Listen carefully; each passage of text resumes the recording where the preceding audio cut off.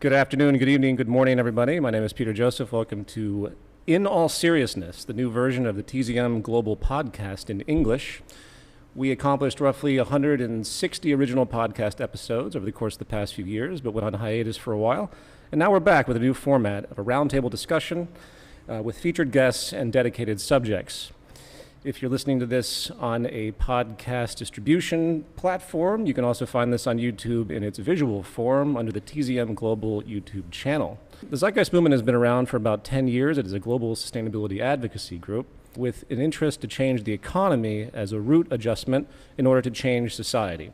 And that is effectively what we've been pursuing over all of these years, and you can find all information at thezeitgeistmovement.com. Today, our subject is geopolitics and the American empire, and our guests are Mike Preisner and Abby Martin of the Empire Files. Thank you guys so much for being here. Glad to be here. Thank you. You guys have tried to take on an incredibly complicated and massive subject. In the sense of solutions, we at the Zeitgeist movement, we try to figure out what we can do to actually change things, a conversation that not many people have. And I think when it comes to empire and the socio-geographical disease that it is, you couldn't possibly have taken on a more complicated and enduring subject. I'd like to start the standpoint of going backwards to forwards. What is it that you think underlies this consistent tendency that we've seen throughout history that forces one group to exert dominance and power over another group? How about you, Abby? So I mean, when you talk about the economic structure, I think that is the key of looking at domination, and when you look at how you can pass borders to gain more capital, and really that's the premise of capitalism, right? And imperialism is an offshoot off of capitalism, and you see, of course, we've had empires pass, but never one as big, as dominant as the U.S. empire, as pervasive, as destructive as the empire that we see today, and gobbling up so many other nations and seizing their resources simply because of what capitalism is in its structure, to constantly have to get more resources. So I think that, yeah, in theory, I mean, that really is the basis of what the problem is, as we realize. But yeah, I mean, we could talk about how the U.S. is very unique in its form of empire, and how it got to be where it is today. I think the atomic bomb is a really good starting place of how it really asserted itself on the global stage, and the hegemony just arose from there. So it kind of was battling with a bunch of other empires at the end of World War II, and when the bomb dropped, we kind of just said, we're the imperial face of the world, and we won't stop, and we never will. And so that's what we've seen up until today, is the U.S. dominant force as the empire. Have you read Jared Diamond's work on anthropology? What he called cultural anthropology, or some theorists call cultural anthropology. And it has to do with this unique trend, which is obvious enough, frankly, but whoever attains the best technology and weaponry first in the civilization or the planet tends to carve its path. And the atomic bomb seems to be the end of that path up until now. There hasn't been anything that, that really comes comparable to it. There's examples of Spaniards invading native cultures. Native cultures outweighed them, or outnumbered them, I should say, 10 to 100 to 1, actually. And they had guns, the Spaniards did. The natives didn't, in complete massacre. So there's something to be said about the role of technology in a negative sense. When we have this capital accumulating power neuroses that is a defining feature of empire, and it makes us really wonder where we're going to end up. So there's a collision course, and I think the movement talks about that a lot. There's a trajectory that's combining now where we have two different paths. You can try to find unity, or you can try and do what we're seeing now, which is regression, and that's exert dominance power over groups once again, which clearly isn't going to work. What are your thoughts, Mike? I think it's accepted that capitalism requires growth and expansion for it to be able to survive. And so in the early days of capitalism, that meant capitalist powers, or developing capitalist powers, spreading out to get new resources, new raw materials, and things like that. But what happens when all of the major capitalist powers have expanded as far as they can expand and start bumping into each other? And that's where you get World War I. World War II is the same thing. These were wars over redivision of the globe for the ruling class powers in their, in their respective countries. And so I think, as Abby pointed out, and then World War II marked a completely new era in the world where the United States emerged. Every other capitalist country was and developed country was completely decimated by the war. The U.S. was relatively untouched, but also, came out completely on top militarily. All its former foes, it resurrected them, like Japan and others, to fall in line behind it as its junior partners, with them in the lead. And since then, we can for sure, just looking at military interventions, wars, expansion of bases, coups, things like that, the U.S. has been on a really full charge towards, trying to dominate the entire globe. Of course, we've seen that, backfire in many ways, but yeah, that's the overall situation we're living in, is that this system requires expansion and that it inevitably leads to war. Exactly. Absolutely. I just want to draw the distinction, we kind of raised the issue, is it human nature then to fall into empires and want to expand? And I think some of the empires of the past, you could say as a commonality was some scarcity. They wanted, as their populations expanded, they wanted to expand territory. As Mike pointed out, the wars really of the last 200, 300 years have been all at the behest of the wealthy class, as a form of population control, or as a means to enrich the coffers of the very, very wealthy, or in some cases almost sport. In World War I, the distinguished wealthy aristocratic classes actually showed up on the sidelines to watch the war. They thought it was all going to be over in a week, and this was the first introduction of mechanized warfare. They were horrified by what it was produced, but it was an event. It was sport for them. And so the modern wars are not fought out of some human need. They're fought out of some need on the part of a very wealthy elite. Sure. Yeah, and you look at World War I, the Sykes-Picot Agreement was signed, I think, in 1916, and by the UK and France, and they really just drew a line through the Middle East and divided all of these completely complex countries into just sectarian lines, and I just can't conceive of what would the Middle East look like today if these empires didn't just arbitrarily draw a line and just say, that's your piece and this is my piece. And you go back to the Berlin Conference, it was the same thing drawn up to divide Africa, and everything that's arisen today out of essentially empires dividing the globe. It's pretty sick. And then, of course, NATO has just emboldened the U.S. power to be able to carry out all of this warfare with complete impunity.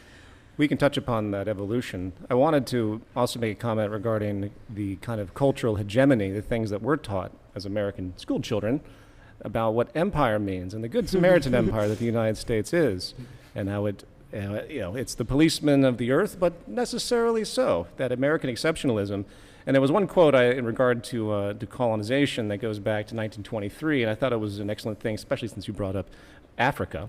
And it's by Albert Sarraut, who was the Secretary of State, French Secretary of State. And he states in 1923, "What is the use of painting the truth? At the start, colonization was not an act of civilization, nor was it a desire to civilize. It was an act of force motivated by interests, an episode in the vital competition which, from man to man, from group to group, has gone on ever increasing.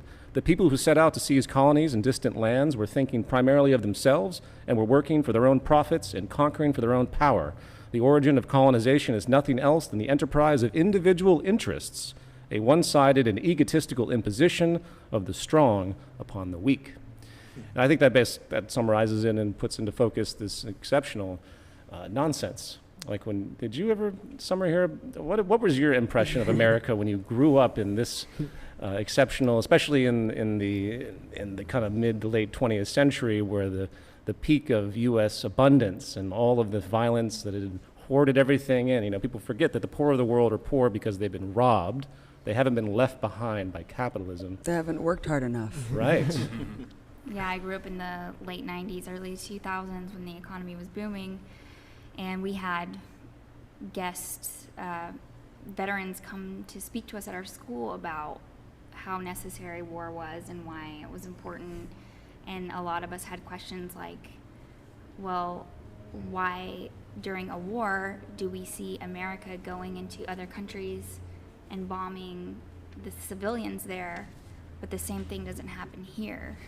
That was a question I asked in second grade when we had a troop from Desert Storm come speak to our class. Whoops. And I got a week of counseling. I had to talk to puppets called No-No and Do-So the dolphin and No-No the dragon, about what types of questions and how to behave and what's appropriate in a classroom. Wow. Very effective, I see. Wow, that's incredible. They got to you. Wow. Yeah, so these are, even in watching cartoons as a child in Yeah. America, you like Wile E. Coyote and the Roadrunner, when they have a war and they hold up the war sign, Yeah. it's back and forth, back and forth. So I think it's, You're right. it's suspicious when we talk about war and it doesn't even look like the picture of war that's been painted for us in history books. Going back a couple of years, when I was growing up in the Cold War era with Reagan, and just the word communism was a 4-letter word. Yeah. But growing up, we just, communism is bad. Yeah. Now I'm married to a Hungarian who actually lived in communism, and she tells me about it, and it's like nothing compared to what we were Oh, yeah. brought up Yeah. Right. thinking it was just this monster. Yeah, it's amazing how powerful the propaganda has held. That America is good. And this goes back, of course, to Bernays in the 20th century. I mean, it's really the entire 20th century where the U.S. creates this, starting with World War I, World War II, this image of itself as the great nation that's going to save others. And Vietnam and Korea and Grenada and 2 Iraq wars haven't managed to stain that image in the minds of a lot of people who aren't necessarily paying attention or astute. Yeah. In the minds of Americans, however, Yes. when you look at the rest of the world, America is the biggest threat to their security. I mean, it's Yeah, amazing. Gallup yeah. poll. Yeah. Global 66 Right. Yeah. countries. Absolutely. That's Yeah. amazing. No one talks about that. Right. It's phenomenal. Yeah, and I think that, that Summer's experience is really all of our experience, right? Yep. We grew up with a heavy indoctrination. Yep. And, of course, why is that? I think that we know that we have the biggest military budget ever and the biggest military, but it's really hard to wrap your head around the actual size and scale and reach of that. The size of the U.S. military dwarfs all of the rest of the major powers combined. Like the size of the Navy, the number of military bases around there, like no other country has this vast network of bases all over the globe. We're the only ones that do it. And the amount of military spending. So all these problems we see at home, we see just endless money, trillions of dollars, immediately can be dumped into wars. But there's no money for things here. Right. So this is the propaganda. But what is the story that's justifying this huge military spending and also wars all over the place? It's this idea that Summer's talking about, is that we grow up thinking that all U.S. military intervention, this is about human rights and democracy, bringing it to the rest of the world. That's the story. Yeah. And they tell us who our enemies are, right? Our enemy is in Iraq, our enemy's in Cuba, our enemy's in Venezuela. They list who the enemies are, and they also tell us who our friends are. Our friends are Saudi Arabia, our friends are Israel, So when you really look at what the story is, that it's about human rights and democracy, if you line up who our enemies are and who our friends are, or friends of the U.S. empire, it completely contradicts that. Yeah. But what those things do have in common, enemies of the United States empire, what they have in common is an economy that doesn't just bow to the United States. And their friends, it doesn't matter how awful their human rights are, it doesn't matter if they're a democracy or the worst dictatorship on the planet, if they bow to U.S. economic interests, then they're okay. So really it's kind of obvious what it's all about. Right. Yeah, there's currently 24 fascist governments supported by the U.S. currently, Right, and yeah. many Funding new more. ones, Past, too. yeah. This is just current. The U.S. has intervened, I think, 56 times alone just in Latin America. Oh, sure. We remember John Perkins. Yeah. I interviewed him years Yep. ago. Great And guy. he does an excellent job describing the economic hitmen, the covert features of economic negotiation that start off with negotiation, then lead to assassinations, and eventually coups, then assassinations, and then eventually wars. And under Obama, I think our special forces expanded. He was bombing 6 predominantly Muslim countries, if not 7, and then special forces expanded to 70% of the world's countries, and then military personnel is actually almost 100% of the world's countries when you break that down. So even though it seemed to a lot of people that he was downsizing the wars and scaling back, it really was more pervasive than ever with this mission creep. Yeah. And yet, Democrats get labeled as being soft on war, soft on crime, and that's one of the first things that a Democrat has to prove. Usually he or she is offered a war that they have to greenlight as a way to prove their mettle. Didn't you see the MSNBC pundits crying with joy after Trump started bombing Syria? He finally became president. We're guided by the beauty of our Thankfully, I missiles. missed We that. like 'em. Oh man, you missed it. Yeah, MSNBC, Brian. the liberal Oh yeah, station. yeah, the Democrats. So And what war does is that say- bipartisan. What does that say about the maturity of culture? Right. My God, it's that show of force. Speaking of which, I have another great quote, because I like quotes, and one of my great sociological heroes is Thorstein Veblen, someone that not too many people know about. He should be right up there with many. I'm eventually going to make a biopic on him. Here's a great quote. I apologize for his verboseness because he's very humoristic. It's about the predatory nature of society and business as he saw it in the mid-20th century. As the predatory culture reaches a further development, there comes a distinction between employments. The honorable man must not only show capacity for predatory exploit, but he must also avoid entanglement with occupations that do not involve exploit. The tame employments that involve no obvious destruction of life or no spectacular coercion of refractory antagonists fall into disrepute and are relegated to those members of the community who are defective in their predatory capacity. That is to say, those who are lacking massiveness, agility, and ferocity. Therefore, the able-bodied barbarian of the predatory culture, who is mindful of his good name, puts in his time in the manly arts of war and devotes his talents to devising ways and means of disturbing the peace. That way lies honor. It's so true, though. What is going on in the culture that seems to fawn over the dominance of others? And it seems to be getting worse in this current phase that we're in. You know, I actually have a question for Abby and for Michael. You guys have been in Venezuela, you've been in Iraq, you've been in Palestine, Israel, you've been here. While all this is happening, you've talked to civilians. What are their perspective on Americans, just the populace? Yeah. Do they have opinions about the general population aside from our government? How do they feel about that?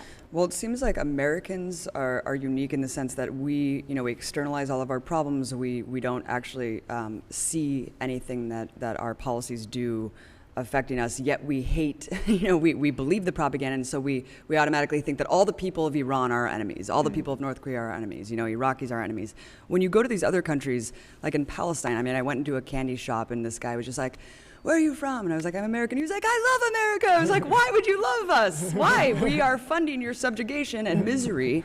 But you realize that in almost every other country, people can completely remove the criminal actions of your government to the people, and they really don't blame you for what your government's doing. And it's kind of this astuteness that I feel like Americans are lacking in their naivete about global affairs. What is your sense, Mike? Yeah, I mean, that's the experience I've had too. I think that, for us living in the U.S. empire, we have this privilege of not having to see the world as someone subjugated by an empire, but all these places we visited are places that their entire daily life and existence is completely dominated and the misery and suffering, because of the United States and the things that the United States has imposed on them. So there's a high degree of political consciousness in all the places that are most affected by the United States. And so that's been our experience, is that, we don't need to explain anything to anyone about, it's not our fault as the U.S. government. It's like, that's kind of well established and known. And so, it's encouraging. I think that's why, international solidarity is important. Like going to, the Gaza Strip in the wake of the massacre in Gaza in 2009,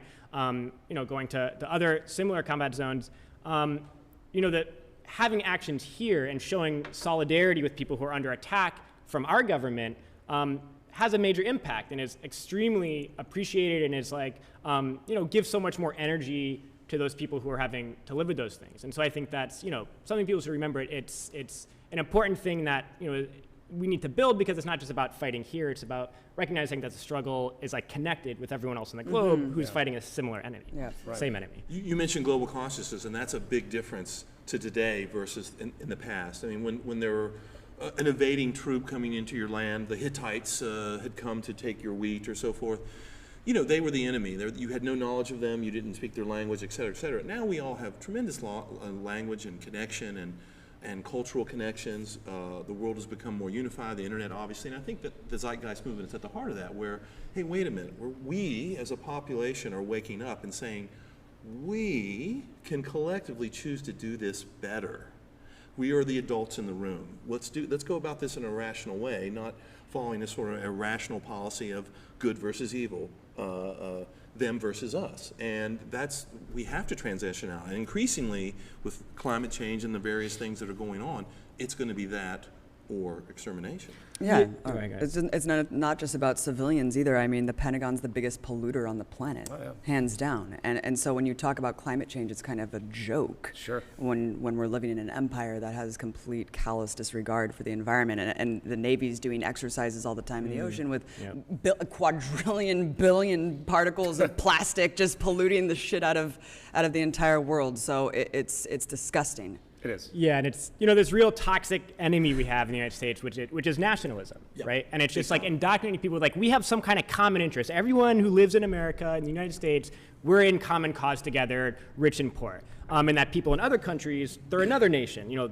know, nationalism is for us. But I think that, you know, like I'm a veteran of the Iraq War, and like the experience of knowing, you know, so many people in Iraq who then became anti-imperialist, anti-capitalist from that experience, it's because of shedding that nationalism, of saying, okay, like I'm in Iraq, and I see people have a hard life here, and I grew up having a hard life. That's why I joined the military. I feel like I have a lot in common with these people, but you know who I don't have anything in common with is like millionaires like George Bush and Dick Cheney, Donald Rumsfeld, who are telling us that we have to go here for our common interests of our nation. And so I think that it's easy for that veil to come off, you know, shedding that nationalism, this like patriotic BS, and embracing like, you know, internationalism. Yeah, but I'm curious of how many of the grunts that you were dealing with back in the day have this sort of open perspective that you do, and how many of them are like, ooh, you know, gung-ho, hoo-ha for America? Oh, quite a lot, you know, are gung-ho. Lots of masculinity issues and things like that in this country. Keep in mind, the brain doesn't fully mature until 25. Yeah, man. Wow. You know, Putting these kids in at like 18, 19. I was interacting with people 17. That's true, good point. They don't have judgment, and I think the people in the psychology departments of the military and Pentagon know this. Yeah, but you know, it's 8 years. but every single imperialist war or colonial war, in that is a history of soldiers' rebellion and resistance to it. So Vietnam War, World War I, World War II. I mean, there's always stories of thousands of soldiers turning it, realizing it, and then becoming active fighters against it. So, you know, that's something encouraging. I wanted to actually ask you about your experience with that and what trajectory you had when you moved from being for the war to against it. Like, what was it that really set you off? Yeah, I mean, I was just one of, you know, like everyone else who joins the military. I went to Iraq when I was 19. It was like a lifelong dream. I believed everything I was told about freeing the oppressed and helping those in need and spreading freedom and things like that. But, you know, it just took a couple months in Iraq to see that everything we're being told by these, you know, rich-ass politicians were total lies, and that, you know, what we were being made to do was, you know, subjugate other people and hurt other people in a very obvious way that was just about making more profits for, you know, like Dick Cheney had stock in Halliburton and we're like going to the oil fields. Right? It was like so obvious to people.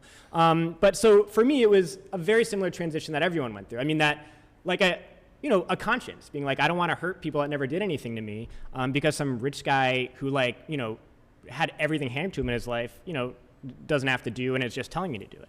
Yeah. So yeah, that's my experience, but it's also the experience of hundreds, if not thousands of others. Yeah, yeah.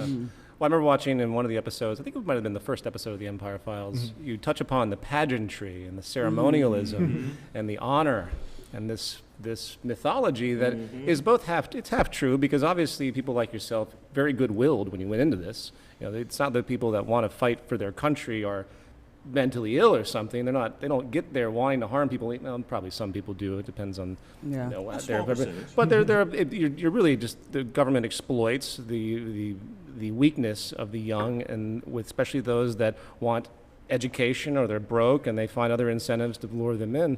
But yet they're shrouded in this idea that there's so much honor, and then we talk about the death of those in America, and then we ignore the death tolls. I mean, what was the death toll in the very first Iraq War? It was like 66 Americans died. From friendly fire, mostly, too. And it was tens of thousands of Iraqis that died. And no one talks about that. So that again, it goes, this cultural hegemony is one of my fascinating interests, because until the mindset of the general public changes, you know, what are we going to do? It's like it's ingrained in the values of people and the protectionism. And the sad thing about what we're seeing now, as you brought up, you know, with climate change and so on, is that and in fact, there was a recent article that was written that described this in Scientific America. It talked about the global disasters and how they affect the poor disproportionately than the rich. Over the long term, though, it's not just, you know, singular things. And what's going to happen with that is you're getting an amplification of class war. And you create more vulnerability, and you create more division, and you create more fear, and you create more jingoism, more competitive values. So that's why I think the Trump administration is symbolic of where we are now. I mean, what was this tweet he just did of him beating up CNN? Did you see this thing? He tweeted out an animation. That's not fascist at all. Like bragging about assaulting did you see a press. This, though? It was cartoonish, and I just happened to see it. And the fact that a president, I mean, then again, why should we be surprised? I'm actually angry that I'm even bringing this up. But it was just so funny that there's him in a wrestling ring in WWF. Remember that? But instead, he put a CNN logo on the head of the guy he's beating up. So Trump's beating up a CNN logo. Yeah. Yeah. Wrestling So, kind of. and you know that his followers and the people that are so antagonistic now that have been fallen victim to the competitive group versus group mentality, which is the driving force of this, which is the driving force of fascism, the driving force of all the worst atrocities in history. You know, they applaud this kind of stuff, and it just blows my mind that we're actually in retrograde ultimately as a Yeah, society. he's a perfect pinnacle of what America is. I mean, he is the true face of Spoiled. American empire. It's this Rich. hyper masculinity, the misogyny, the patriarchy, No the corporate consequences. brand. Born He's the silver spoon. the first bona fide super brand to just essentially become president. And the reason that nothing can stick to him is because that is his brand. Yeah. Yeah. So he is a misogynist. He's very abrasive, and so all these people are obsessing about language and it's not presidential to do this. It doesn't matter. No. That's why people voted for him. They're sick and tired of such just the media lying to them so much that this is actually refreshing for people to see And I can someone and they understand that embrace a it, lot, yeah. which is really disturbing. He It's nailed it scary. himself when he said, I could kill somebody in the street, wouldn't lose any voters. Exactly. And let's also mention too entertainment and sports. You know, the military pays to be at football games. They have the color guard. They fly the planes over the thing and so on and so forth. Psychologists have shown that one of the things that bonds people the most is singing together. Now, I'm not a huge sports guy, but when I've been to a few sports events, when people sing together and everyone's got their hand on their heart and the whole bit, you're doing the national anthem, you get chills. It's amazing when 100,000 people come together unified. So that's a very effective tool. It's your limbic system. It's responding to the group inclusion. That's right, and you get a little nice. That's a big subject. The exploitation of the fact that we are group inclusive, that we're defined by each other, and we identify, and that is so deeply exploited in our society, consciously or not. I mean, I don't even know if we do have to think about it. But go on. I'm sorry. Well, that's all right. You're fine. Movie and television as well. I was going to bring up the superhero movies. You were talking about this. What you said, might makes right. Essentially, the Avengers will be stronger than Thanos' forces. And that's what the movie's about. And we see this repeated in our movies. Of course, Donald Trump's famous character on The Apprentice, "You're fired." Yeah, It was this position of holding power. The winner. The winner. Got to be the winner. You got to be the winner, and America's a winner. That's right. There's And when the aliens invade, the Americans save the day. Oh, remember that recent footage of the Trump administration, his family, and George Bush Jr. all singing together, holding hands? Do you guys remember that? It was so disturbing. And wow, I don't remember exactly what that was for. Oh, it's a creepy freak show. Yeah. And you go from administration, Democratic, Republican, it doesn't matter. There are certain topics that just do not change or even get discussed. In fact, they say, to know what's really crucial in society, understand what cannot be even brought up or debated. That's not And it's the military, it's the banking system, it's capitalism as a whole. No president ever that will be elected in any time in the future will be ever able to address those issues. What better form of president for the United States than a corporate CEO? Because that's what the institution, architecture of the United States democracy was. It was a corporate hierarchy. That's why we call him a president. Yes. But going back to this symbology, this virtual reality that has become reality, this fiction that's become reality, there's a theorist named Franco Berardi who coined the term semio-capitalism, and it's about the evolution of capitalism beyond anything anyone ever expected as it merges with technology, where people are no longer able to differentiate between truth and fiction. Wow. And which explains Trump. As well, because Wow. people just see it as their brains see it as a show. It's just a show, and it's not like people feel inclusive to their political activities. Anyway, people don't really think they're involved in politics. Most people have given up. You know, they might go to a protest, they might vote, but most people have retired, especially in America, because even the poor are still doing better off than a lot of the people, you know, out there. Not to justify the wealth of America at all, or to sanctify the poor at all. But that's the thing, the complacency has been so incredibly strong. Well, yeah, America knows how to prey, the propaganda, Bernays, going back to that, it knows how to prey specifically on the psychology of Americans, which is extremely warped. I like to call us empire babies because, you know, no other country does this extravaganza, this dog and pony show with elections. I mean, it's just a disgrace. Billions of dollars.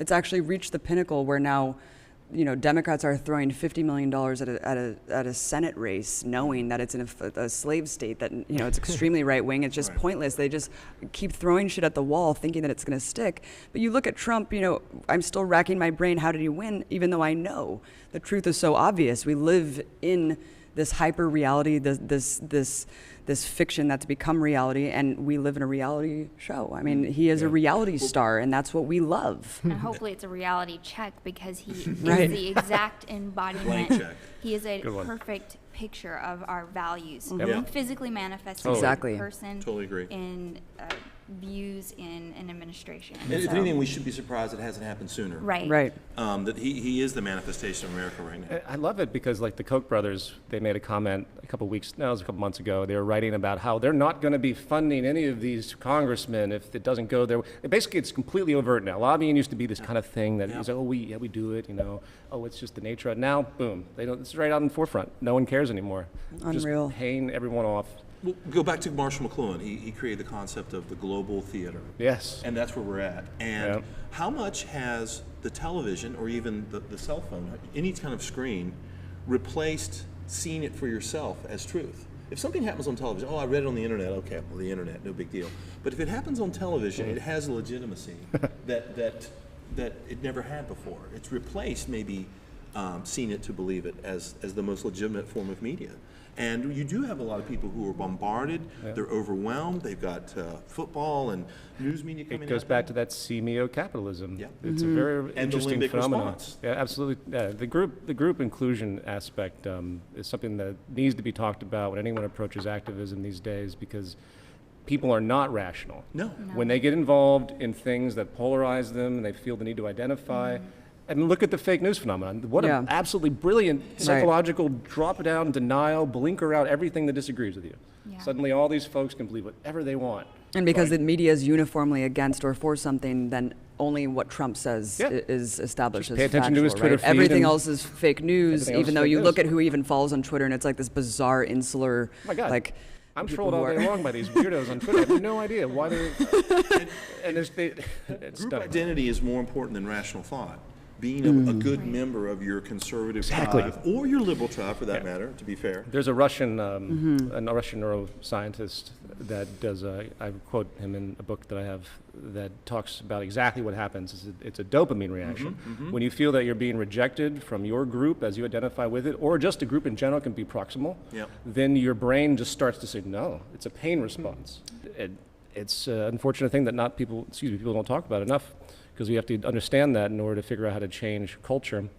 So while the Democrats are, talking about Russia hysterically and trying to blame their abysmal loss and also the election of Trump on Russia, they negate to look at their own responsibility and accountability, of course, but also people forget to mention or analyze how much of an influence InfoWars and kind of the conspiracy culture has fed into the Trump regime. And Trump has nodded continuously to conspiracy memes, and you even see him calling for all the voter logs for all 50 states because of this bizarre conspiracy that's completely unfounded on voter fraud.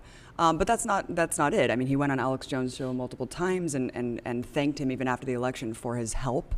And we're talking about a person who gets it right sometimes, right? 10 years ago was calling out both parties, was calling out the U.S. empire, was kind of staunchly anti-war in a bizarre sense, calling out inconsistencies with 9/11. And then he's led millions of people astray into now apologizing for the police state and capitalism and empire, and now kind of lackeys for Trump, where he's actually saying, I would die for Trump. And it worries me because if someone like Alex Jones comes out on air and says, everyone go out in the streets and this is the day that we're starting the revolution, we're gonna die for Trump. I mean, it's really scary how many people he's galvanized into a completely bizarre trajectory, and how much Trump is part of that.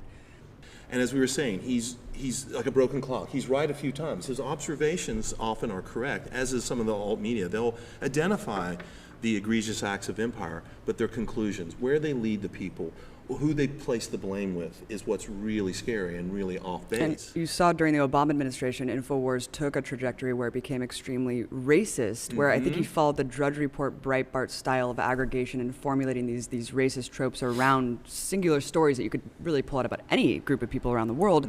And now globalism, which is really a beautiful concept about international solidarity and spreading science and technology around the world, that we can reach everyone and feed everyone, and it's turned into a horribly racist trope where now immigration is horrible and bad, and going back to that xenophobic mentality of national sovereignty. Yeah. It's also American, particularly working class Americans, still recovering from the decline of the American empire, and most particularly from racial advances in the 60s. A lot of this goes back to the 60s. The Democrats sided and wanted to live up to the Constitution and bring the rest of the population, women, blacks, minorities, into a more equal state. Well, the poor whites that got passed still upset, and Republican politics have been playing on that for 50 years. Yeah. That's Bannon's whole mentality about the golden age of capitalism. He blames the demise of that on immigrants, black people, and commies.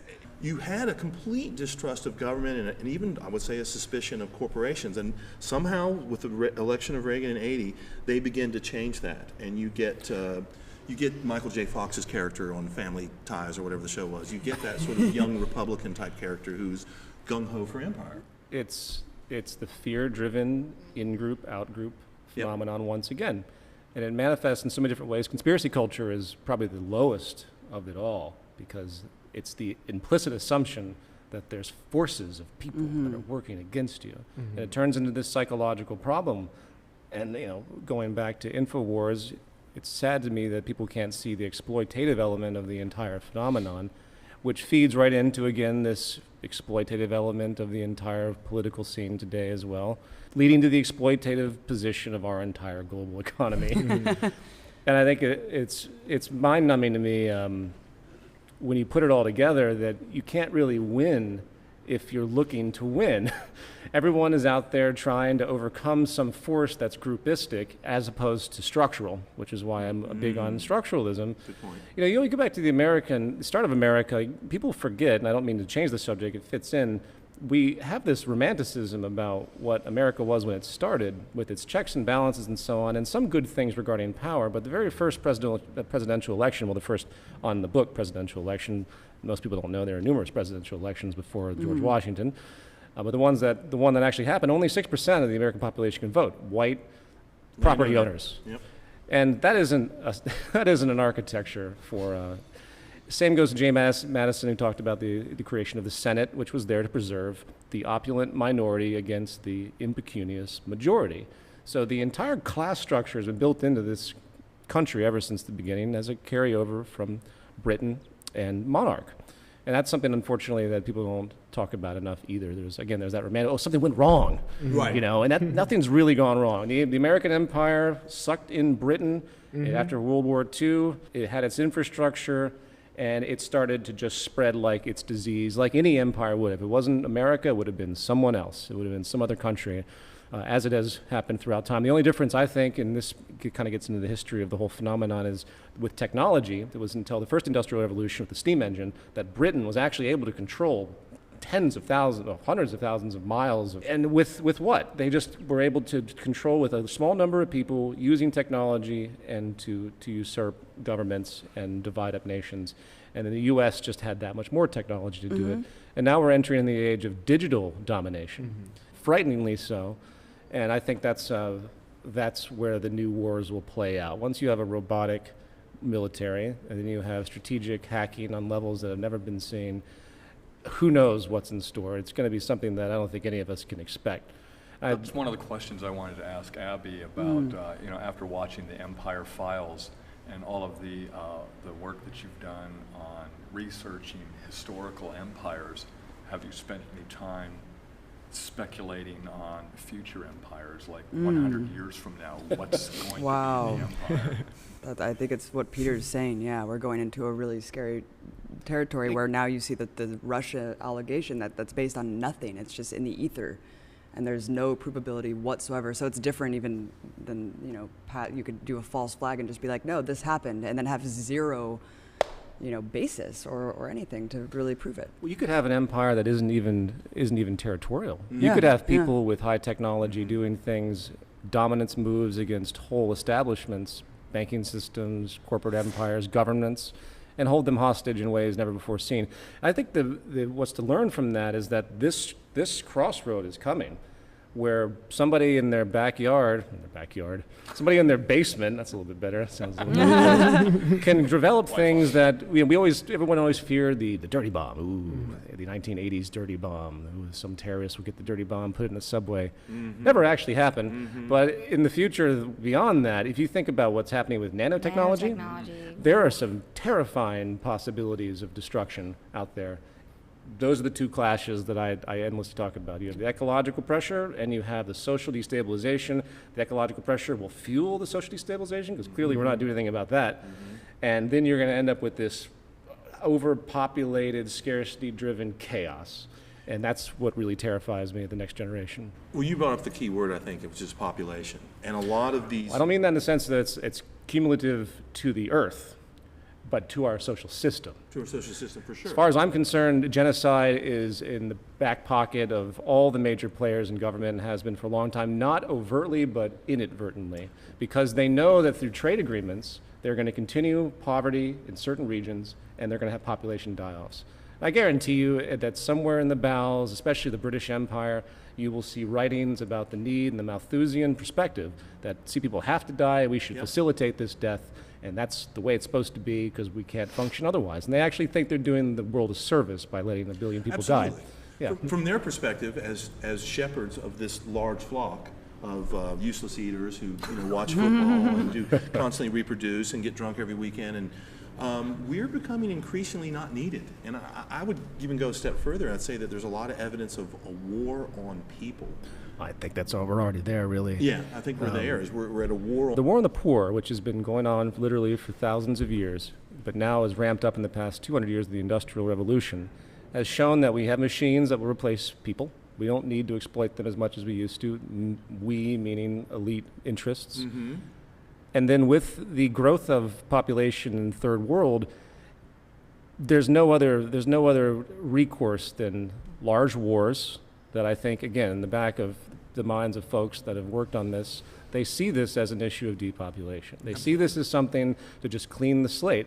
And it's a dark thing to talk about, and most people really shy away from that kind of conversation, but that's a realistic phenomenon, I think, comes to empire. Because I think part of empire's service in its own mind is the weeding out and cleaning and homogenizing of the world. Of the less deserving. Of the less deserving. And not only homogenizing the sense of culture, obviously anyone that's brown and believes in Islam or wears weird clothes, they're clearly barbarians in the eyes of historical empire. That goes back to Britain and the civilization, bringing civilization and so on. But now it's reached a new level, and I think why? Apart from the oil in Iraq, apart from the Middle East's resources, there's some grudge. There's this white grudge or something. It's a class war, no doubt. Yeah. But there's something deeper than that because there's that cultural symbology. There's that cultural identification. There's the groupistic behavior. There's the idea of superiority. All of that's run through ever since recorded history.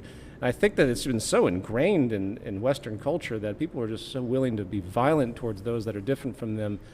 Hence this other level of neuroses. Not just economic. The economic has led to a whole new state of hatred that has a momentum in life of its own. That's just terrifying to me. Well, and at the same time, to bring a glimmer of hope into this perspective, sure. is the internet has also opened up the world, and it's made people see the faces of others and realize that they are us and have some unity. Yeah, well, I think what Peter's saying, speaks to why we should see optimism in this situation, right? What you're talking about is a reaction to, victories around the world, right? So capitalism creates its own crises, right? So these first two world wars, World War I, World War II, were extremely devastating, horrible for the vast majority of the planet, worked out well for a small group of people, but also what happened at the conclusion of World War I and World War II. Because it was so awful, because they brought about such a crisis, there were revolutions of historic proportions. We're at the 100th anniversary of the Russian Revolution, which, say what you want about it, but it was the first time in human history that the exploited class took power from the ruling class and ran society to meet their needs, not the needs of a small elite. World War II brought mass anti-colonial movements, national liberation movements, and so this is the legacy of crises under capitalism, is that people rebel against it and fight it and use those opportunities to fight for power and in many cases take power. And so this obsession now with the Middle East, this is when the first George Bush, President Bush, said we're going to make the new Middle East. That was saying this place that threw off the shackles of colonialism and became a bastion of anti-imperialism, we're going to undo that now that we're back on top. We're going to go back to this area that we lost and that the imperial powers lost and take it back. And so that's why they've created all this propaganda and this culture around hating the Middle East, which oil is the pivot of the modern industrial economy, so that's, of course, a big motivation. But it's every area of the globe that has stood up and said we're not going to abide by this system of a tiny elite over everyone else has been targeted for destruction. Yeah. Yep. The post-colonialist history. It's interesting, and it makes you wonder again, the economics that underlies it is always there, but it's fruited new levels of neuroses, and that's what bothers me the most. That's what I think about the most. Sorry to keep bringing that up. Sorry to be so down on everything. But if the psychology gets to a point where it separates itself from its root origin, then how do you stop it? Because at least if you change the social structure, as I talk about, as I think is extremely important, change the economy, you could start small, you could start big, it depends on what happens. Revolution could happen in multiple different ways. But if it gets to a point where it becomes embedded in people culturally, it's going to be that much more difficult to change. It's like a racist. A racist starts out with certain impressions in youth. They have certain motivations that seem rational. They start to fornicate with other racist people, and suddenly they have a racist identity that is directly intertwined with their emotions. And that's what scares me the most, of course, about the whole economic predatory culture that we have now, this resurgence of it, in fact. You mentioned the Reagan-Thatcher administration. It's worth pointing out, what really happened in terms of this anti-government idea. What does it mean to be anti-government? It means to be anti-democracy. It means that you don't believe that people can actually function together.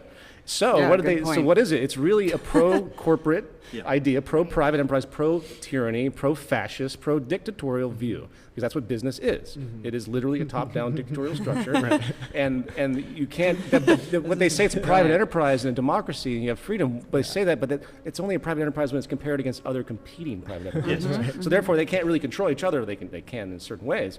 But when you have this general architecture in society, and then you create this political nonsense that the state's the enemy, as in the libertarian camps and everything else, you're pretty much just saying that we believe in private dictatorial dominance, tyranny, and fascism.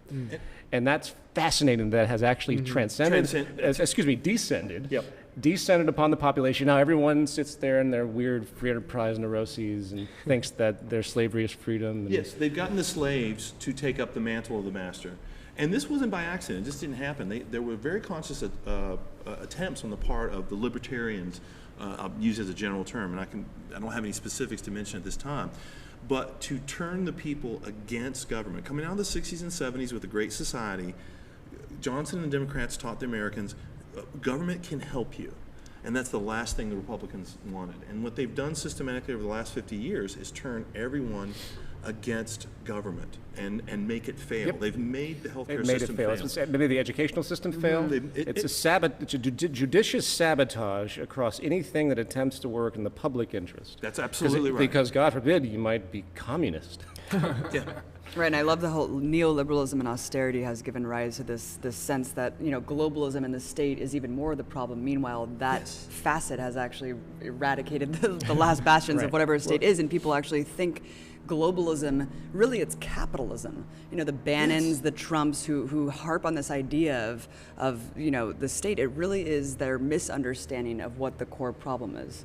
Yeah, and they deflect people into...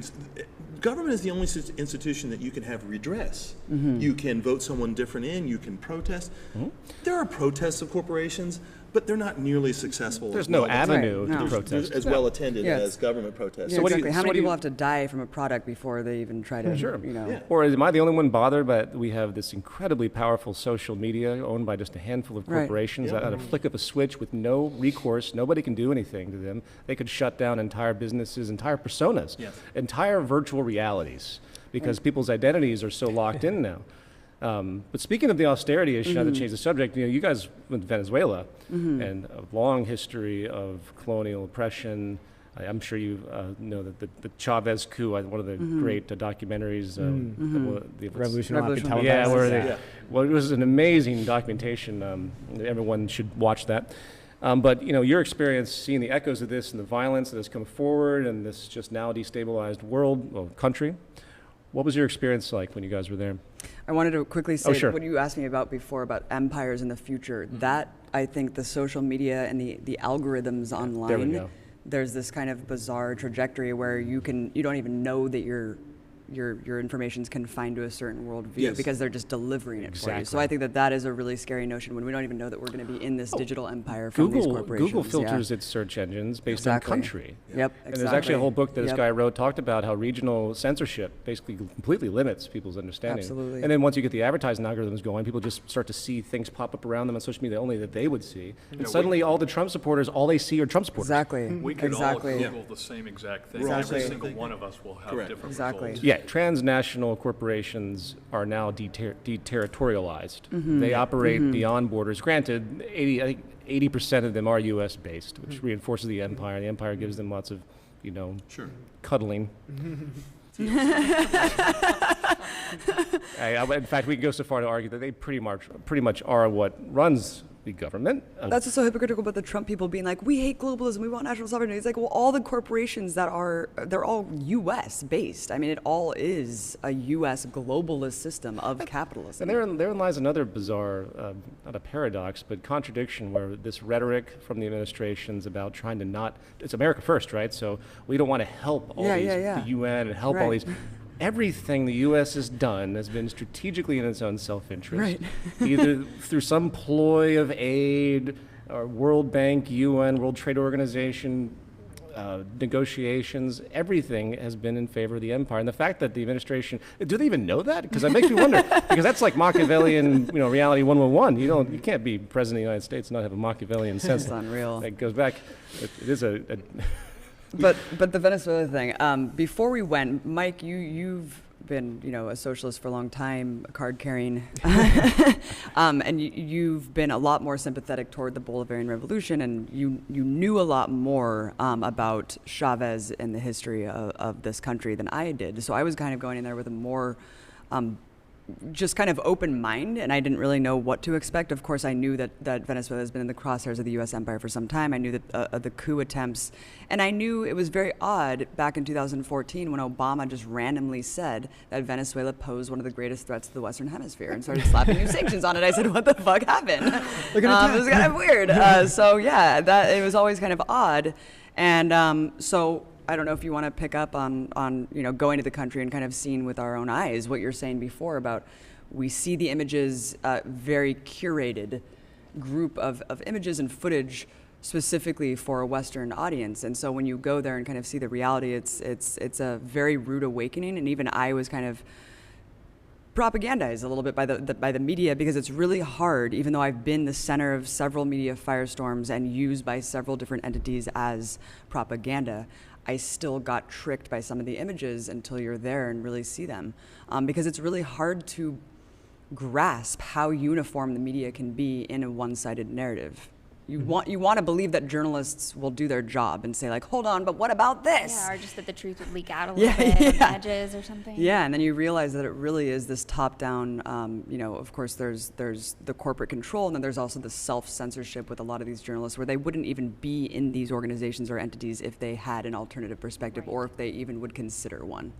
Yeah, just a total contradiction of the way the mass media is covering this and has been since April. The depiction of the mass media is Venezuela is a dictatorship, people are starving and they're rioting because they're starving, and then the government is just massacring people in the streets who are just trying to, peacefully exercise their free speech rights. And, that was very much contradicted. I don't know if you want to So we hear that people are rioting in the streets for toilet paper and they're mowing down peaceful protesters, and so we went there, and what we found was that there are mass protests on both sides. So this is a country that's very heavily divided. It's on the brink of a civil war for many reasons. I mean, this is also a country that the U.S. has been funneling tens of millions of dollars into the opposition movement as well as other international entities for years, ever since 2002. So imagine how much that can embolden an organization, especially when you recycle this money on the black market and it becomes, triple or quadruple that amount. But what you realize is that there's millions of Venezuelan voices who are completely obfuscated from the Western media narrative, and that's the people who support the government.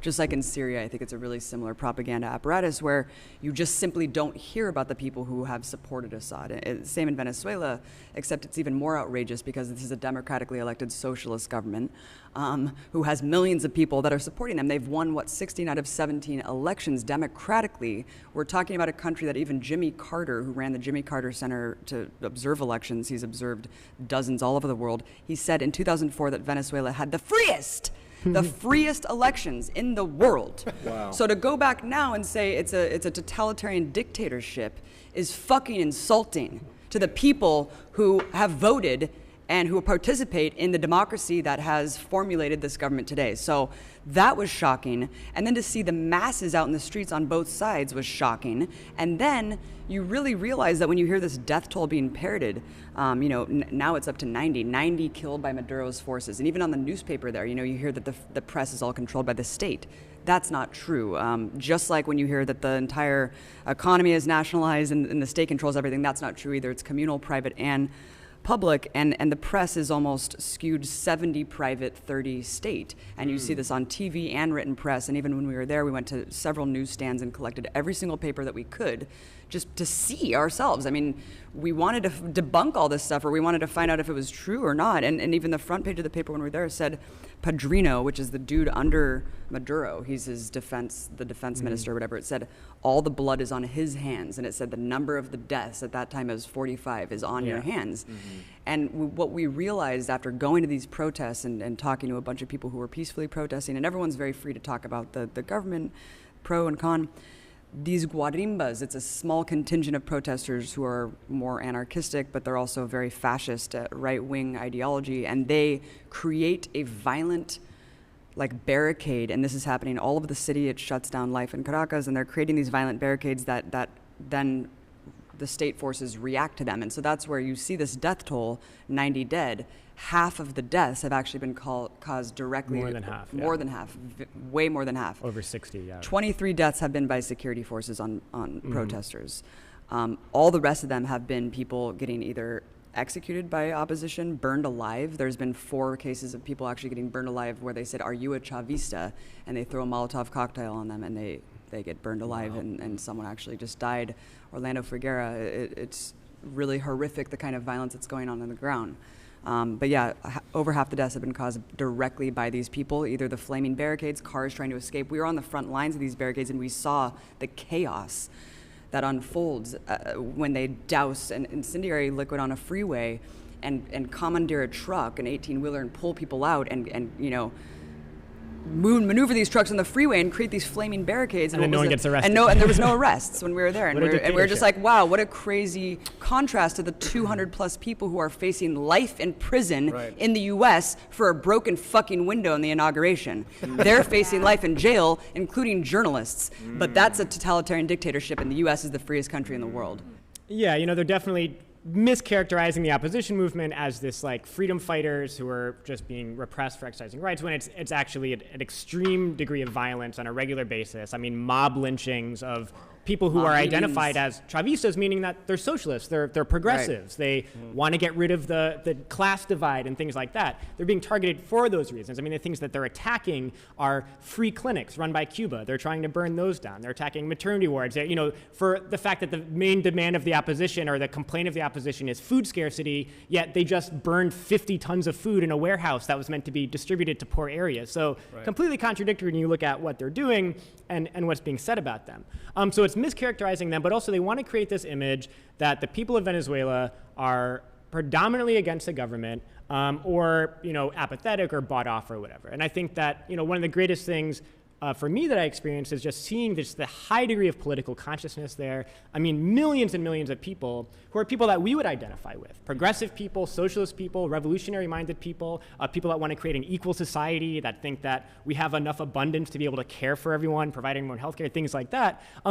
they have state power, and they are so actively participating in this process. I mean, the Constitution they have was created in a mass democratic way, where you meet people in poor neighborhoods who literally wrote lines that got in the Constitution and then was voted on by everyone and then studied collectively by everyone and things like that. And so while we see that there's a big opposition movement in the streets that's burning a lot of stuff down and fighting with the police and things like that, there are millions of people who are engaged in a different way, engaged in trying to combat the economic war, build more democracy, build more institutions of communal power and people's power. And so that's, I think, why we should support the Bolivarian Revolution, because it's this organic process that they're going through of heading towards trying to create a more equal society and battling the forces of reaction that, want to take back what they once had. And another really interesting facet is the nature of the opposition leaders. Like, if you saw people in the streets here burning shit down, burning government, and they even tried to burn down the Supreme Court, for Christ's sake. I mean, these people would be executed, right? Let's face it.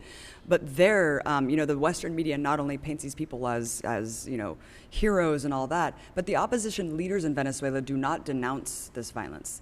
In fact, they encourage it. You see Capriles, you see Lopez actually out there saying, time is now, take up arms, let's go. So it's encouraged, it's not castigated whatsoever by the leaders, and that's what's so disturbing. They say they want peace, but then when you look at what the opposition's plan is, it almost could turn into a very disturbing, like Pinochet-style dictatorship, where what would they do if they took back power? Right. Because, the only things that we know about the opposition is kind of leaked plans that came out of another 2014 coup attempt where they were going to bomb the Telesur studios and all this stuff. But what came out of this plan was saying that they would immediately privatize the 1.6 million Mission Vivienda homes, which has been, nationalized by the government and given away to poor people. They would immediately privatize those homes. They would immediately oust the government, and they would immediately free all political prisoners, which is really people who were involved in overt coup attempts over the last 15 years. And privatize the oil. So it's like, well, what? So it's nothing about like how would we save the economy? Yeah. It's just like immediate privatization of all these things, and then you realize a lot of the nuances of economic sabotage. You mentioned austerity, Peter. Look, Venezuela has a lot of problems, and this is a lot of problems with these kind of countries coming out of colonial subjugation for so long, is that they have the I forget the name. There's a you probably know this. It's a name about the burden of like having oil, and having that raw material. Monocrop economy. Resource curse. Yeah, the resource curse, and so you see Venezuela. Same with Ecuador. Same with a lot of these countries. When they went toward a more socialist path, they just did mass social programs and social spending without diversifying their economy, without building some sort of agricultural platform, knowing. First of all, oil can be devalued in a heartbeat. You have OPEC setting these standards, and you just have so many different things that could happen, especially the reliance on the U.S. dollar. So there is a lot of fault, I think, for the government to not foresee the problems and know how much sabotage could really be incurred from the global capitalist market. But on the other hand, they have to rely on some of these things. And so, but the successes of the Bolivarian Revolution cannot be overstated. Poverty, literacy, it's kind of the same monumental accomplishments as Cuba. It's astounding when you see what can be done when you invest in humanity. Yeah. I'm curious as to the mainstream media over in the different countries. Is it as sensationalized and propaganda-ish as America? No, yeah. Well, Abby's example of going to all the different newsstands and finding all these different newspapers. I forget what it was, but we got like 9 newspapers, and like 7 of them were like not only overtly anti-government, but had the craziest headlines. Like one of the headlines was "Trump must take care of Maduro." And this is so yes, this is a dictatorship that represses freedom of the media. These were the type of things you see kind of in popular culture there. Yeah, and even on the news, one of the stations that their permit was not renewed in Venezuela was a station that they were just constantly saying, "Kill the president." Right. Kill the president. So. It's on the ticker. and also, the levels of violence here are going up. The congressman that was shot. I'm saying on the part of the left and the right, the congressman that was shot recently, and it's migrating here, and That's very scary when violence becomes... Yeah, but we want to make sure not which- to conflate alt-right with this false notion of an alt-left, because really, I feel like that's what the Right, good mainstream's point. trying to do. They're trying to say, like, oh, this guy was a Bernie Sanders supporter. Oh, wow. You know, and Right. really that's just totally false. I mean, look, there's one side that's directly inciting, like, fascist violence, and the other side that's like, let's get healthcare. Like, there's no Yeah. comparison, really, of, like, inciting this. Well, there will be more violence Right. because There will be. people's needs, psychologically, emotionally, physically as well, aren't being met, and that's what violence stems from. And it's emboldened the right in these fascist forces, Yep. in addition to problems of society causing that anyway. This new emboldenment where fascist groups are skyrocketing now, even more so than under Obama, and we thought that was a huge increase. I mean, groups like the Three Percenters, Proud Boys, all of these militias in states which are being deputized by right-wing governors who are super armed, super fascist militias, and fascist violence is increasing, and so it's a really serious thing. But it's not just happening here. I mean, it's happening in all these other countries that are dealing with a global capitalist crisis. There's rising fascist movements all over the world, and we're seeing a similar thing here. It's just one of the contradictions of the It's so system. unfortunate because it's the exact opposite of what's required. Oh my God, yeah. I try to be optimistic about things, and there's so much great potential out there. There really are great solutions if there can be that final psychological shift of intent where people finally see that nothing will come from any form of separatist view. There has to be an integrated view, and there has to be a shared value system, and there has to be habitat coexistence. Yeah. And the more I think about it, the farther we seem to be getting from that. And you look at Venezuela; it was stable under Chavez. I mean, it had a very, it was poor, but it still had a high education, just like Cuba. I mean, Or look at- Brazil. yeah, They sure. just did a coup d'état on Brazil, a soft coup d'état on Brazil. And I wanted to ask actually, I hadn't researched the the government that followed Chavez. Was that actually influenced by U.S. forces and empire, No. or was that completely democratically elected? Yeah, Maduro. and he won. He won by a small margin, but he won a democratic. And election. what were the policies that have sparked this outrage and the poverty and such, than the decrease in life standard of value? Sure. I mean, so, what Venezuela, mostly dependent on oil. So they're doing a lot to try to, build up production in other avenues. But, when Chavez came into power, price of oil was high. It was high for many years. And so you're able to implement these massive social programs, really take so many people out of poverty, educate so many people, things like that. They're still doing that. Even though they've lost 80% of their GDP from the drop in oil prices, they're still increasing social spending every year. So that's a thing that's kind of hard to conceive of if you're a capitalist-minded person. You're losing 80% of profits, but you're going to increase your social spending. But yeah, it's just dealing with this. They're connected to this global capitalist economy, so they're dealing with the crisis that's connected to it. And so, Which, by the way, is astounding because the drop in oil prices should be celebrated. It should be a sign of abundance, even though it's fake. Yeah. right. It should be and instead, Right. It's a political movement. it makes your mind spin when you look at the contradictions. Go on. No, so the combination of having to deal with this anyway, Yeah. right? This global crisis, this legacy of colonialism and underdevelopment, Right. and then at the same time having all this U.S. influence in other right-wing countries that want to overthrow the progressive government, and also sabotage from within, from the capitalist forces within the country. When you have an economic crisis, the incumbent government is going to have a lot of problems and have a lot of anger from people, and a lot of it legitimate grievances and righteous anger about the situation that they're living in. And so these factors, led to the situation that there is now. Yeah. I think there's a great deal being done by the people and by we went to every neighborhood you go to, every poor neighborhood, people are actively engaged in solving the problems. It's not just there's food scarcity, we support the government because they're going to give us more food, but we're not going to do anything, and the opposition is they're not doing enough and we don't like them. I mean, people, especially in the poor communities, are actively participating in so many ways on distributing food, growing more food, coming up with new ways of agriculture and things like that. So I think it's encouraging at very many different reasons to why it's in the situation it is. Brings us to the idea of solutions and what that implies. I was thinking recently about the story of Cuba, and even in a polarized sense, the story of North Korea. After the Korean War, you have two kind of similar phenomenons where nations by force or by their own will and being ostracized isolate themselves, in the sense of North Korea. In Cuba, what if that happened, say, 100 years from now, hypothetically, and they had high technology, and they're able to do more with less, because what's happened through technology is everything is becoming smaller and smaller and smaller, and more democratized in the sense of how people can influence certain structures. What if Cuba didn't need to trade? What if, just in the same sense that North Korea doesn't need to trade, though it probably does, based on the little we know about it, but I'm not going to even go on that one since it's such an obscure nation. But Cuba is the best example. If it existed in a high technology future, and it was able to create an internal structure that was of its own social democratic interest without any imposition. This is the way I think things are going to have to happen in the future. I've given a lot of thought to it. I don't see, years ago I'd say, well, get enough galvanized people together and suddenly people will change their minds. And over the course of the past decade, I've thought about this and I've watched the social psychology. I've watched these in-group reactions. You see this ebb and flow that doesn't seem to have a rational bone at the moment anyway. The rationality is there, but it keeps getting dominated by these structural forces that incite fear and force people back into their caves and their groups, and then develop these ideologies that don't work. And I'm not aware of any nation on this planet, except for maybe the Scandinavian countries, which no one pays attention to, because they're the ones that have actually done things to help kids get off drugs. I just read a recent report where they did a real basic thing. They were able to cut by 80% all drug and alcohol use in teenagers by simply giving a sense of community, sport, and art. Arts and sports.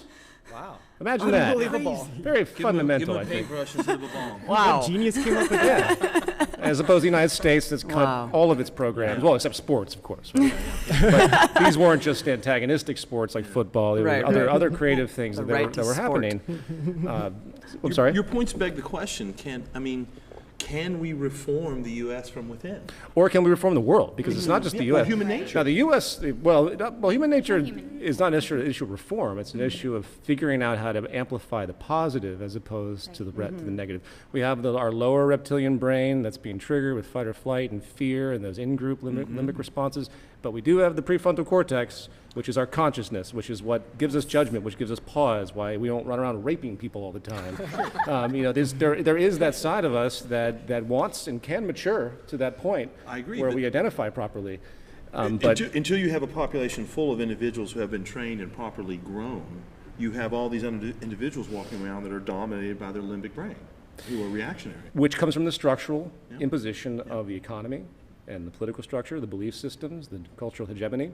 I agree. And it's my thought process more than anything else as I work on new communicative ideas and films and stuff, is to how do I communicate all of these elements together? And I think the recipe for that is also what will subscribe the solution. And going back to this idea of a small pocket, it would seem to me that if it gets bad enough, especially over the next 2 generations, if all current trajectories stay the same. I mean, there are gainsayers out there, but they might as well be up there with the flat earthers, because there's very little positive stuff out there at all. I mean, I can't think of any singular positive trajectory that we were doing except the efficiency in technology. Yep. And there's a small subculture of completely blinded entrepreneurs that think, the Bill Gates and so on, that think, this is going to be the trend that saves humanity and eliminates all poverty. It's just a myopic view. There are great strides we've made over the past 200 years, because that's what the Industrial Revolution did. It did create great abundance in systems and technology, and it enabled us to raise standard of living and so on and so forth, but also created these new inclinations of empire, these new patterns of dominance, new destructive patterns. And it All of doesn't our high address- sign, what's yeah, that? it And doesn't winners and address- losers. Right. It doesn't address Exactly, the and the social and the archaic jungle primitive societies still remains. Yep. And that's what has to be changed structurally.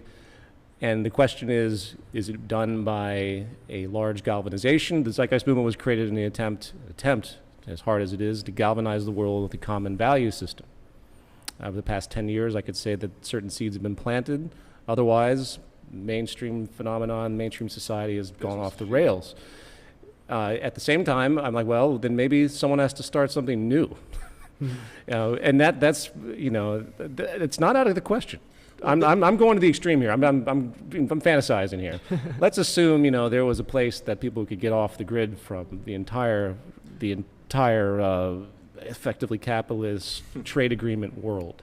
I do think there are experiments with alternative cultures, not gigantic nationwide experiments, but there are experiments with alternative culture of people living in the old way that isn't so technologically bound, sure, but also isn't driven by capitalist concerns. But also the trends now are really important to look at. Like Jeremy Corbyn, I mean, we've been told by this government and by the system forever that going more left, I mean, look at it, it's just gone more to the right, an inch closer to the right ever since the the beginning of this country.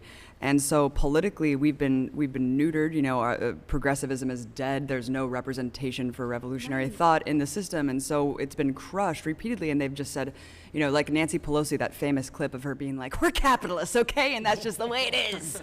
That was the like, one where someone commented. Like that, someone's like, "What about taking a more like, you know, like well, I think what rational approach to was like a 51% of It was millennials nuts. now believe in socialism. That's what I was going to Yes. say. So the trend in America is changing for the first time. I mean, anti-communism has defined this country for as long as it's existed. You know, since whatever, and crushed the working class, crushed the left. And so to have in a country that is indoctrinated so hard about that mentality, to actually have people think that capitalism is bad, that's amazing, and that's hugely hopeful. And then to see Jeremy Corbyn, who is actually a revolutionary figure, not like a Bernie Sanders, you know, who doesn't touch imperialism, he is the real deal in that sense. And to see him actually that close to winning prime minister, I think is really inspiring. Trudeau, Good. also somewhat He is more of a interesting. neoliberal Is he? character. Yeah.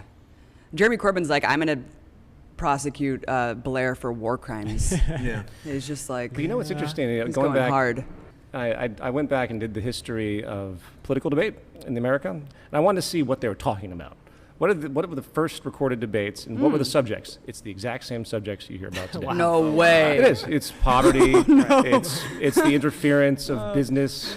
It's government corruption. Basically nothing's really changed.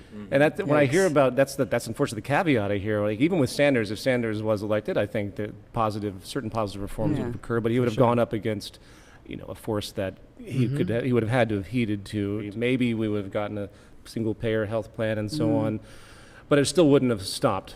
So the structure it can't necessarily be of a political nature. The structural reform can't necessarily be of a political nature. So then the question is, how do you educate people on the economic underpinnings? I think politics is just economics by another means, just as war is politics by another means. So therein lies the great educational incapacity. You know, I've meet people that, you know, like saw my first film and blah, blah, blah, sensational, and then I start talking about economics, they glaze over because their conception of it, no one's been taught it. Yeah. It's probably the greatest covert form of ignorance. Yeah, there's a lot of fear around it too, and your brain can't even function properly when you're in a Because state of it's fear. so intimidating Yeah. because it's not supposed to make sense when you're taught it. It doesn't. It's all very It doesn't make any complicated sense. and We've hit on mysterious, and We've hit on the invisible ultimate. hands are involved. We've hit on the ultimate solution, which is education. And you mentioned the millennials. I do have some faith. I teach young people, and I do have some faith, a modicum of faith. And they are a little different, and I hope that continues. I mean, we saw the '60s generation get drawn in materialism, so it can happen. But education, providing new information is really our best hope. And I think the chicken and egg problem is that there's always going to be structural incentives. So you could educate people, like we've all been educated, we have different value systems than the majority, but we're stuck fighting incentives that go against what we believe. Yes. And we're always compromising Yes. ourselves in some way. If I'm in contract for some kind of editing gig or an animation gig or something, I have to turn into a capitalist Machiavellian douchebag for a brief moment because I know the other person's going to be a capitalist Machiavellian douchebag too. And it just sucks so badly feels because awful. it does something to your subconscious. And that goes back to the whole phenomenon of the in-group, out-group fear and this fascist reconstruction, not even reconstruction, it's always been there, it's just been a little bit more dormant in America. And the fight and the need to win Oh and God, the and dominance. you need to brand yourself and Oh be my like, God, it's to about be this rewarded brand. yeah. It's Which millennials are completely into. it's horrible. Yeah. The need to self-promote. Especially in the internet age. Oh God. No, the internet age exhausting. brings a whole new level to it. But it makes that problem that much more visceral. Like there's so many forces. If you were to chart it all out and look at the value system, what needs to be done, and then everything else that's opposed to on a psychological, sociological, and even biological level, it's a daunting thing to consider. But it has to be considered. I'm sorry? It was getting really interesting there when you were speaking about opportunities so we have these small countries, Scandinavian countries, they're doing things a lot better than we are. That's a large population or portion of the world that are making progress, and opportunities in places like Cuba, they do have an opportunity to function completely independently Sort of. if something like that could happen. If they had, in the sense if they could get on their own, if they were off the grid. Exactly. There's a great film about how Cuba survived, and I guess it was in the '90s when the Soviet Union basically cut off oil supply, and they all of a sudden all these vehicles they had they couldn't run because they didn't have oil, and of course they were still under embargo. And they started planting gardens in the backyards, and they ran on what they could on electric, and so on and so forth. And there's a great film, I think it's called How Cuba Survived the Oil Crunch or something like that. It's a very good film about how they banded together as a people, knuckled up, and you had doctors digging in the growing food just as well as cabbies and gardeners. And then going back to empire, though, what happens when any of these countries try to do something different? Well, the Dagger bully, to their throat. the bully in the room. Yeah. Absolutely. And it's just so heartbreaking because the stranglehold that the U.S. has and continues to have and seems to be only growing, even if it does become an economically weak power, its military power is so extreme. It can make money out of nothing. It holds the U.S. dollar. It holds the oil reserve dollar. And it can pretty much do whatever it wants. And any country that tries to step out, it feels that force. Yep. And the question is, how the hell do you stop this macro force like that? Because it's beyond, as I said earlier, it's beyond just the incentives of this underlying structuralism. It's beyond the self-interest in itself. Now it's just straight dominance. And the question is, what do we do? Media literacy. And when I watched the Zeitgeist trilogy, I mean, it helped me, Peter. That's why, I mean, it helped inspire me to do media. So we don't know the impact that we have and the information that we put out and the snowball effect that can have. And it really cannot be understated how important it is to have critical thinking skills, the ability to respond, right? The word responsibility, not just reacting to facts and putting out a fucking video and I want to say something about this before I know anything about it. It's like, why are you flooding more content into the consciousness of society? We need to take the information, try to analyze it, understand how to responsibly react to it and engage and benefit the dialogue. And also just, of course, linking up with like minds in your community to achieve these things. Becoming active participants in the struggle. I mean, I think the Democratic Party now, much like they did under Nixon, right? Under Nixon, there was mass social movements, right? Against racism, against war, against poverty. And the Democrats used this Nixon Watergate scandal to kind of try to funnel all of that into this hope that we can impeach the president over this stupid little thing that he did. Similar things happening now. I mean, Trump, this is why most of the ruling class didn't want Trump. All the Fortune 500 CEOs were like, we're donating to Hillary Clinton. None of them donated to Trump because they knew he would be a magnet for struggle and for resistance. And so once that happened, once that was triggered, the Democratic Party has tried to use this Russia crap to try to divert all of this new movement that's been born under Trump into be like, well, maybe we can get him impeached over this Russia connection. And then they want to, hijack the struggle into that. So I think that, And so I think like what the solution is, there's many directions we can go with that, but it's becoming that participant in the struggle. And I think that just in the past several months, I mean, the May Day demonstrations here in LA, I mean, 200,000 people coming out against Trump's immigration policy. Today. Right, exactly. I mean, the Pride March, I mean, there is, instead of a Pride Parade in LA this year, there was a Pride Resistance March, where there's, over 200,000 people marching through Hollywood against, what's going to come from the Trump administration. So I think those are the examples of what can change things. I mean, mass people's power. Absolutely. Yeah, and we need to be there so we can guide people in the right direction. A lot of these people are very new politically. I mean, it takes years to really have a comprehensive political understanding of how the world works and how empire works and what the solution is. And so these people who are coming out new, being revolted by Trump, I mean, we need to be there to guide them and help their understanding. So. Well, we're going to have to wrap this up soon, but on the comment of media, one of the great, problematic contradictions, I guess you could call it, or distractions, is that since media is run for money, hence, again, the election of Trump, because he got ratings. He got billions of dollars generated through ad revenue just because he's just a clown. You have this phenomenon where there's just a saturation. People don't know what to do anymore. Back in the day, you'd have like a newspaper thrown at your door. Very easy to control media. But, at least you could read it all. And now it's like this bombardment because everyone's out there at once trying to throw things at you to get you to pay attention to them. And that doesn't help anything at this point either. As opposed to The Empire Files, which is an excellent series. I hope it keeps going. You're in the second season now? Yes. And what we try to do is, history is obviously written by the winners. It's written by men. We're trying to retell the lost chapters of American history, the empire, how it's affected the rest of the world with militarism and capitalism through the eyes of the marginalized and oppressed who have been completely obscured from history books, and retell those stories, empower those voices, and understand how much that has to do with the way society works today, is those struggles, those revolutionaries, those leaders. those activists. Yeah, and and understanding how it all connects to the fact that the United States is the biggest empire ever in human history, and every problem in the world and in our own country can be connected to the existence of that as the overall system that we live under. And so people can go to theempirefiles.tv to check out the website and videos, tell us our English on YouTube. You can find us on Facebook and all that stuff. But we're coming out now with, Abby did so much amazing on-the-ground coverage in Venezuela, interviews with people that will inform people a lot more about some of the things we talked about today. So that's coming up, and of course, touching many other, diverse range of topics, both international and domestic. Which I think is excellent. Yeah, very well written. We wear our heart on our sleeves. I mean, we don't, objectivity is bullshit in this day and age. Yes. And obviously, these people who we have to show what Monsanto says. So when we talk about GMOs, it's like we just, it's very obvious where we stand, and that's what's not heard. Mm-hmm. It's really helped me comb through the mess of everything globally that I've been struggling to understand because it's so complex. I feel like you guys have broken it down issue by issue, and you've just laid out facts in a very it makes you emotional to see the facts, but you guys have laid it out in a very non-emotional way that helps understand it. Just taking a cue from Peter. Oh. Just doing my best. Just doing my best. So to sum up the solution, I think it's education and Yes. complete Especially at this, exfoliation of about 2 layers of dead skin currently Well, in also, control. And I engagement. think it's also creating the alternative. Yes. Not reforming the system, because you're never going to. Oh, yes. Create an It's creating an alternative. alternative, having it succeed, and having people going, hey, I want to be a part of that, not a part of this Yeah, just movement. makes Exactly. the current system Exactly. obsolete, like Buckminster Fuller says. Exactly. That's a Bucky. We're trapped in a divide and conquer reality, whether intended or not.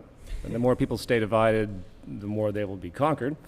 And until we get history understood, the present understood, until we can infer the proper solutions, we're doomed. Link up to your local just kidding. Zeitgeist chapter. Link up to your local. It's all about the community building. We're not It's all about the community building. There's Yeah, we even- had our, it is about community The goes building. blank and someone at home freaks out. Oh my Also, Yes, I was just going to say really quickly. Even someone like, in a podunk town in like Montana or whatever, like I'll have people reach out to me and they're like, oh man, I wish that I lived in a big city. And it's like, just start a meetup group. I mean, that's how I started. I literally started a Meetups meetup are group, and then I powerful. ended up having 250 members, and I still am good friends with those people today, and I don't know what I would do if I didn't take that initiative. And I think that people just need to take the initiative. Don't be scared. We are so disempowered by the system. Yes. We feel like we cannot change anything. That is fucking bullshit. yeah. Just like Jack Fresco said, if you think that you can't change the world, that just means you're not going to be the person who will. Right, Exactly. exactly. And that adds to what my other element of solution would be: get involved in local politics. Everyone always thinks The everyone referendums, tends to yep. think about the president, but Got to do everything. Everything. Involve. I mean, if it's not politics, you don't want to run for office. Get involved locally. And keep in mind, a lot is happening right now. There could be small things happening that we can't see right now that are catalysts for huge change. Exactly. It's very For sure. exciting. The possibilities are there, and there's Totally. a lot of possibilities. Absolutely. Yes. All right. So, Summer Perry, thank you. Yeah. Mike Preisner. Yeah. Michael Jordet. The great Abby Martin. And Rob Dew. How are you? Thank you guys for doing this. Peter Joseph! Woo! And That this was has great. been In All Seriousness.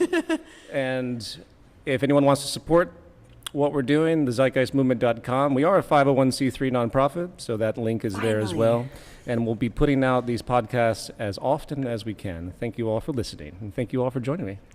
Me? Thank you all for joining us. Thank you, Abby and Mike, for coming. Yeah, out. Hey, absolutely. that was Our really, pleasure. really It was Thank you. awesome. It could have gone fun. forever. Yeah, it was super. What a great format.